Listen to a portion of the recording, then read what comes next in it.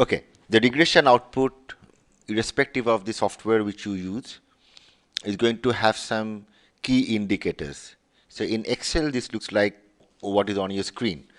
So the key things when we are trying to interpret a regression output is what is called the adjusted R square, which you can see 0.4981. Okay, and then you have the degrees of freedoms and other test statistics, and you also have the variable, your y variable, which you try to interpret, which is this.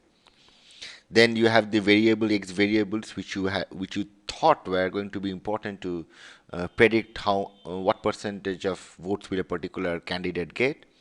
And in this case, we have picked up age of the candidate. We have picked up the party, whether it's a national party or a regional party. We have picked up whether the candidate is graduate or not. We are using whether the candidate has criminal records, and we are also using the asset rank of the candidate, which means how rich is the candidate vis-a-vis the other candidates in his constituency.